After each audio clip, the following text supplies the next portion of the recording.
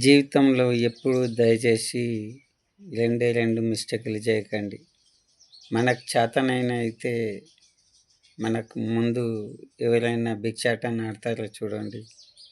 యుక్త వయసులో అయినా సరే, వృద్ధులైనా సరే, నీకు చేతనైతే వాళ్ళకు దానం చెయ్యు, లేకపోతే లేదు.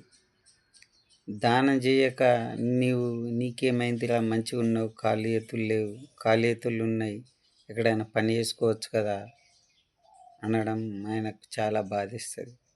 నువ్వు దానం చేసి అలాంటి మాట అన్నావనుకో, ఆయనకు చాలా బాధేస్తుంది అన్నట్లు అది మాట.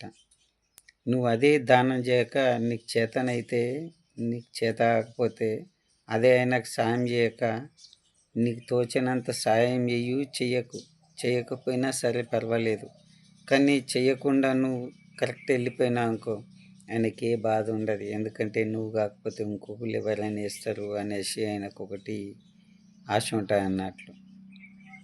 నువ్వు వేయడం ద్వారా, నువ్వు మాట తిట్టడం ద్వారా ఆయన జీవితంలో మర్చిపోలేనటువంటి మాటలు, బాధ ఆయనకు గుండెలకు తాకుతాయి అన్నట్లు. వేసి నువ్వు బాధ పెడుతున్నావు, వేయకుంటే ఇంకా బాగుంటాయి అనేసి నేను అంటున్నా.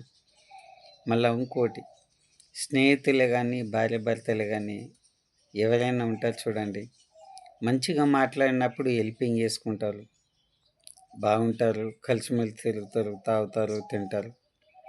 కానీ విడిపోయినప్పుడు ఎవరికి వారే ఉంటారు చూడు.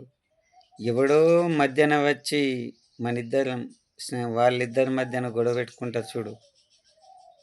అప్పుడు ఏమంటాయని వెళ్తాయంటే తెలుసా, చేసిన స్నేహంలో ఏవైనా సహాయాలు ఉంటాయి చూడు. అరే పలానా రోజు నీకు ఇట్లా చేసిండ్రా ఏదో ఉండకూడక, పలానా రోజు నీకు ఇట్లా చేసిండ్రా, నేను లేక నువ్వు పోతే నువ్వు బతకపోతుంటివిరా, నేను లేకపోతే నువ్వు ఎక్కడ ఉంటుంటివిరా, ఇప్పుడు కూడా మాట్లాడుతున్నావా, అది ఉంటుంది చూడు.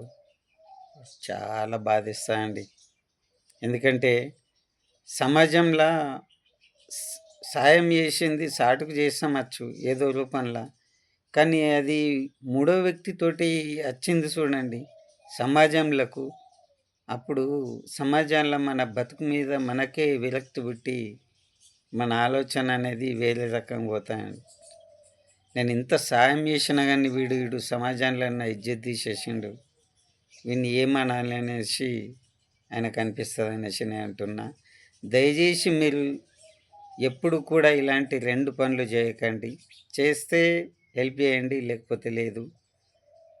చనిపోయేంత వరకు మేము మాట్లాడమంటే అలా ఉండండి, లేకపోతే లేదు. అవునంటారా కాదంటారా? ఉంటాం. మరి దయచేసి మీరు ఎప్పుడు కూడా ఇలా చేయకండి, నేను చెప్తున్నాను. ఓకే, మరి బాయ్.